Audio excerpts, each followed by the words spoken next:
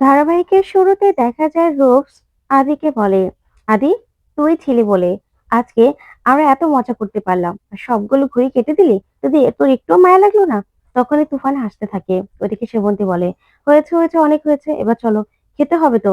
শুভ, সবাইকে নিয়ে চল, এবার সবাই মিলে একসঙ্গে লাঞ্চ করব। অনেক তো হুড়োহুড়ি হলো, অনেক তো আনন্দ হলো আজকে, সত্যি আদি থাকাতেই এতটা আনন্দ পসিবল হয়েছে। তারপর সেবন্তী বলে, চলো। তখন পুলক বলে, হ্যাঁ হ্যাঁ চলো, সবাই মাটন আর ভাত খাবো। তখন সেবন্তী বলে, না, তোমার জন্য তো ঝোলার আলু। তারপরে দেখা যাবে আদি রমিত, সুমিত আর ঋদ্ধিকে বলে, এই আজকে একটু হবে না? তখনই সুমিত বলে, না না বর্ধা ভাই, সেদিন হয়েছিল হয়েছিল, প্রতিদিন যদি এরকম হয় না, তাহলে কিন্তু সবাই জেনে যাবে, আর শুভ কিন্তু খুব রাগ করবে, আর খুব বকবে আমাদের, বুঝতে পেরেছিস? তার থেকে দরকার নেই, আজকে আর দরকার নেই। তখনই দেখা যাবে তুফান মনে মনে বলে, এই ডেঞ্জার বৌদিটা না, এটাকে তো দেখছি সবাই খুব ভয় পায়, ওই মাকাম ফল এটার সঙ্গে কি করে থাকতো কে জানে, আমাকে তো গলা ভেজাতেই হবে। তখনই তুফান বলে, আচ্ছা ঠিক আছে, তোরা যা, আমি আসছি। তারপরে তুফান বলে, আমি যাই, আমি গিয়ে আমার গলাটা ভিজিয়ে আসি। আজ আজকে একটা পুজোর দিন, আর এভাবে শুকনো শুকনো থাকবো না, সেটা হতেই পারে না। ওইদিকে আদি, মোহনা নেই সেই সুযোগে তালা খোলার চেষ্টা করতে থাকে আর বলে, আজকে মোহনা এখানে নেই, তার মানে মোহনা অন্য কোনো কাজে ব্যস্ত আছে। আমাকে এই সুযোগেই যে করে হোক এখান থেকে পালাতেই হবে, পালাতেই হবে আমাকে এখান থেকে। এই বলেই আদি আদি তালা খোলার ব্যবস্থা করে। ওইদিকে দেখা যাবে মোহনা নিজের বাড়িতে বসে বসে সিসি ক্যামেরায় সবটা দেখতে থাকে আর হাসে আর বলে, আয়ান, তুমি না এত সরল, সেই জন্যই তো, তোমার এই সরলতাই তো আমার কাছে তোমাকে এত টানে। আমি তোমাকে তার জন্য তো এত ভালোবাসি। তোমার আর আমার মধ্যে না আর কেউ থাকবে না, আর তুমি না এখান থেকে আর কখনো বেরোতে পারবে না। ব্যাস, শুধু আয়ান যদি আয়ানের কাজটা ঠিকঠাক মতো করে যেতে পারে না, তাহলে তাহলে শুভ কোনোদিনও জানতে পারবে না যে ওইটা তুফান নয়, আর তুমি আর আমি একসঙ্গে থাকবো, একসঙ্গে সংসার করব। ঠিক তখনই মোহনার মা চলে আসে আর এসে বলে, মোহনা। তখন মোহনা বলে, কি যে করো না মা, একটু নক করে তো আসবে, তুমি হুটহাট আমার ঘরে চলে আসো। তখন মোহনার মা বলে, আসলে খাবি তো, সেই জন্য ডাকতে এসেছি, আমি বুঝতে পারিনি যে তুই ব্যস্ত আছিস। আচ্ছা, সরি রে মোহনা। তখনই মোহনা বলে, আচ্ছা মা, তুমি রাগ করছো কেন? আমি না একটা মিটিং এ ছিলাম, সেজন্য তোমার সঙ্গে রিয়েক্ট করে ফেলেছি। আচ্ছা ঠিক আছে, রাগ করেছো, আমি কানে ধরছি। তখনই মোহনার মা হাসে আর বলে, তুই না মোহনা সেই ছেলে মানুষই রয়ে গেছিস। আচ্ছা হয়েছে হয়েছে, এবার চল, একসঙ্গে আমরা খাবো। এই বলে মোহনার মা চলে যায়। ওদিকে মোহনা বলে, আমি জানি মা, তুমি কিসের রাগ ভেঙে যাবে তোমার, তোমার মেয়ের নতুন একটা সংসার হয়েছে, এবার আয়ান আর আমি নতুন করে সংসার করব, সবটা শুরু করব, আমাদের মাঝখানে না আর কেউ আসতে পারবে না, কেউ না। তখন এই বলে মোহনা খুব খুশি। ওইদিকে দেখা যাবে তুফান তুফান রিস্কাওয়ালাদের নিয়ে সবাইকে নিয়ে নাচ গান করতে থাকে আর মদ খেতে থাকে। অন্যদিকে শুভ বলে, বাবা, আদি তো আদির ঘরে নেই, কোথাও নেই। তখনই আদির বাবা বলে, শুভ আজকাল হুটহাট কোথায় বেরিয়ে যায় কে জানি। তখন রীতিরা সবাই অবাক হয়। তখন পুলক বলে, অ্যাক্সিডেন্টের পর থেকে আদির তো দেখছি বাইরের দিকে মন বেশি হয়ে গেছে, আগে তো শুধু ঘরে থাকতো, আর এখন শুধুমাত্র বাইরে বাইরে করে। তখন রিদ্ধি বলে, আচ্ছা দাঁড়াও, আমি একটু ফোন করে দেখছি।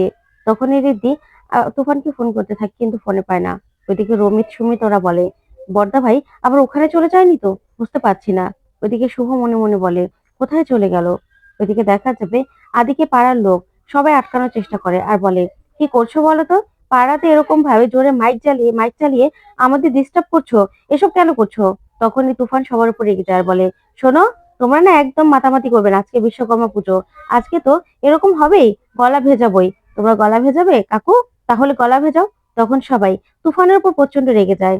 তখন তুফান বলে, এই, আমার উপর রাগ করছো কেন? এখানে রিক্সাওয়ালাদেরও তো দায়িত্ব আছে, তাদেরও তো অধিকার আছে এই পুজো পালন করার। তখন সবাই বলে, এটা পুলকদার ছেলে না? নিজের ছেলে এরকম ভাবে মাতলামি করছে রাস্তায় দাঁড়িয়ে, আর সে সে কিছুই জানে না। তখনই দেখা যাবে একজন শুভদের বলতে যায়, আর তুফান ওইদিকে বাকি লোকদের সঙ্গে অসভ্যতামো শুরু করে। এদিকে দেখা যাবে সুমিত্রা বলে, আমরা দেখছি বর্ধা ভাই কোথায় আছে। তখনই একজন ছুটে আসে পাড়ার লোক, আর এসে বলে, পুলকদা, আপনার ছেলে আপনার ছেলে আগে আগে চাঁদা তুলেছিল, আর এখন সেই টাকায় দেখুন গিয়ে সবার গায়ে হাত তুলছে, মাতলামো করছে। তখনই শুভ সবটা ধরে ফেলে। তখন সুমিতকে নিয়ে শুভ বেরিয়ে পড়ে। তারপরেই তুফানের কাছে গিয়ে বলে, আদি, এসব কি করছো? কি করছো তুমি? কেন এসব করছো? তখনই তুফান বলে, চল ফুট। তখন তো এই কথা শুনে শুভ পুরো চমকে যায়। তারপরে শুভ বলে, আমার আদি কিনা আমার সঙ্গে এইভাবে কথা বললো? আমি তো কিছুই বুঝতে পারছি না, এটা আমার আদি হতেই পারে না, হতেই পারে না আমার আদি।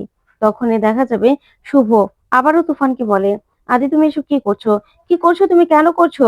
তখনই তুফান মদ খেতে থাকে। তারপরে মদ খেয়ে শুভর উপর প্রচন্ড রেগে যায় আর বলে, কি আদি আদি শুরু করেছেন, হ্যাঁ? আমি কোনো আদি টাদি নই।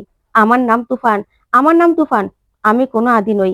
ওই মাকাম ফলের মতো আমি যে কোনো সময় হয়ে যেতে পারি, কিন্তু এই মাকাম ফল না কখনোই আমার মতো হতে পারবে না। এই তুফানের মতো কেউ কোনোদিনও হতে পারবে না। তুফান ওয়ান পিস, তুফান একাই ১০০। তখন এই কথাগুলো শুনে শুভ পুরো চমকে যায় আর বলে, কি, এ তুফান? তাহলে আমার আদি কোথায়? হ্যাঁ, এ কি আমার আদি নয়? ওইদিকে সঙ্গে সঙ্গে তুফান মাতাল হয়ে ঝুমিয়ে পড়ে। তখনই দেখা যাবে শুভকে ফোন করে অ্যাডভোকেট গুহ। আর ফোন করে বলে, শুভলক্ষ্মী আপনি কোথায় আছেন? আপনার সঙ্গে আমার দেখা করা দরকার। তখন শুভ বলে, আপনার সঙ্গে আমি পরে কথা বলবো। তখন গুহ বলে, না না, আপনি ফোনটা রাখবেন না, আপনার সঙ্গে আমার জরুরি কথা আছে। এভাবে ফোনে বলতে পারবো না, আপনার সঙ্গে আমার দেখা করাটা জরুরি দরকার। আপনি একটু আসতে পারবেন? তখনই শুভ বলে, হ্যাঁ হ্যাঁ, আমি আসছি। আচ্ছা ঠিক আছে, আমি দেখছি, আমি আসছি। তখন এই কথাগুলো শুনে তখনই মিস গুহ বলে, আচ্ছা ঠিক আছে, এই বলে ফোন রেখে দেয়। ওইদিকে শুভ সুমিতকে বলে, সুমিত, ও অসুস্থ, ওকে ঘরে নিয়ে যা। কেউ যেন ওর অসুস্থতার কথা জানতে না পারে, ঠিক আছে? তারপরে এই বলেই সুমিতের সঙ্গে তুফানকে সেখান থেকে পাঠিয়ে দেয় শুভ। আর শুভ বলে, এ আমার আদি নয়, এ আমার আদি কিছুতেই হতে পারে না। তাহলে কি আমি ঠিক ভেবেছিলাম? এ আমার আদি নয়, তাহলে আমার আদি কোথায়? আমার আদি, আমার আদিকে আমি কোথায় খুঁজবো? কোথায় পাবো আমার আদিকে? এই বলেই সেখান থেকে শুভ বেরিয়ে পড়ে। তারপর দেখা যাবে মিস গুহর কাছে গেলে মিস গুহ বলে, শুভলক্ষ্মী, আই এম সরি, আপনাকে এত কষ্ট করে আসতে হলো, কিন্তু আপনাকে কথাগুলো না বললেই হতো না। তখনই শুভ বলে, কি হয়েছে? তখনই শুভকে তুফানের একটা ছবি দেয় মিস গুহ আর বলে, দেখুন তো। তখনই শুভ বলে, এ তো আমার আদি, কিন্তু এ কি সাজ, কি পোশাক? তখন মিস গুহ বলে, না, এ আপনার আদি নয়, এ হলো তুফান, জেল পলাতক আসামি।